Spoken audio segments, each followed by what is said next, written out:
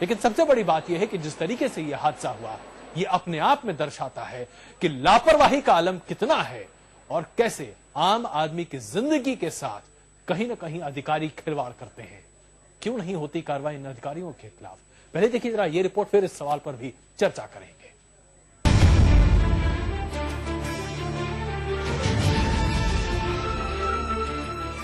एक हादसा और थम गए लाखों लोगों के पांव।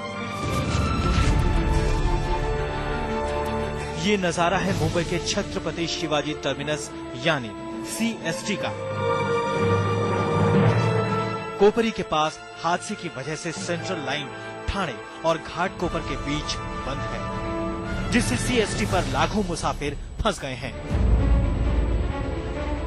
इनमें सेंट्रल लाइन से लोकल से सफर करने वालों के साथ मुंबई से देश के दूसरे हिस्सों में जाने वाले लंबे दूरी के मुसाफिर भी हैं, क्योंकि मुंबई से बाहर जाने वाली ज्यादातर ट्रेनें इसी रास्ते से गुजरती हैं।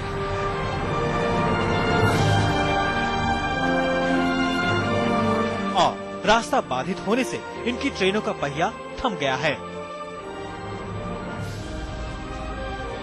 नहीं पता है, 3-4 जगह पूछ के बोला कैंसिल कराएगा तो कैंसिल है गाड़ी, बस इतना ही बोलते। रेलवे के PRO ने ये कहकर और मुश्किलें बढ़ा दी कि 30 घंटे से पहले ठाणे और घाटकोपर के बीच रेल यातायात बहाल नहीं हो पाएगी। घाटकोपर और ठाणे के बीच में सेवाएं बाधित रहेंगी आने वाले 30 घंटों तक, और उसके लिए हम लोग जो अल्टरनेटिव्स हैं वो भी हम लोगों ने दिए हुए हैं। जो CST से टुवर्ड्स ठाणे जाना चाहते हैं और ठाणे से आगे जाना चाहते हैं, वो हार्बर लाइन से CST से वाशी जा सकते हैं और वाशी से ठाणे की तरफ जा सकते हैं।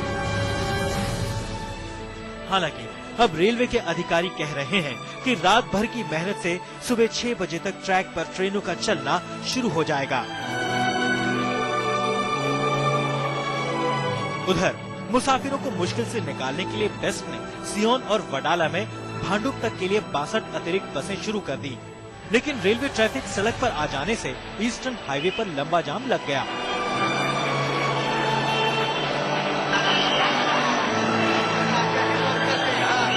सूर्या सिंह, विद्या और आरिश चंदा के साथ वीरेंद्र सिंह गुणावत, मुंबई, आज तक। तो ये तो है लोगों का आलम। लोग फंसे हुए हैं और रास्तों में फंसे हुए हैं, लेकिन इनकी मुसीबत की जिम्मेदारी लेने के लिए कोई तैयार नहीं है। रेलवे ने हादसे की जांच के आदेश दे दिए हैं, जबकि जांच से पहले ही ठाणे के पालक मंत्री ने रेलवे को ही कटघरे में खड़ा कर दिया है।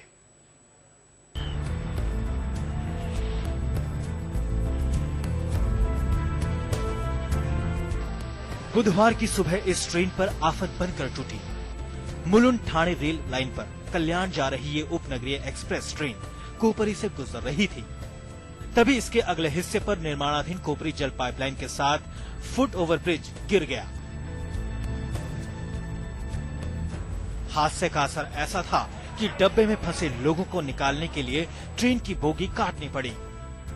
मुसाफिर तो निकाल लिए गए, लेकिन ट्रेन के ड्राइवर N रामचंद्रन अब भी अपने केबिन में फंसे हुए थे। करीब 3 घंटे की मशक्कत के बाद केबिन के एक हिस्से को काटने में कामयाबी मिल गई। रामचंद्रन को बाहर निकाला गया, लेकिन उनकी जान नहीं बचाई जा सकी। हालांकि अपनी जान देकर रामचंद्रन कई जिंदगियों को बचा चुके थे। जो हादसा हुआ अराउंड 10:35 को ब्रिज गिरा, और ब्रिज गिरने से पहले 2 मिनट मतलब अराउंड 500 मीटर सामने वाली ट्रेन ने वहाँ पे देखा और उन्होंने ब्रेक किया, इसलिए हादसा शॉर्टकट में टल गया। हादसे में रामचंद्रन के अलावा एक मुसाफिर सुभाष निकम की भी मौत हो गई, जबकि 11 लोग जख्मी हुए हैं, जिनका इलाज ठाणे के अस्पताल में चल रहा है। हादसे के बाद लोगों में गहरा गुस्सा है। गुस्साए लोगों ने घायलों को देखने ठाणे अस्पताल पहुंचे सेंट्रल रेलवे के महाप्रबंधक का घेराव किया।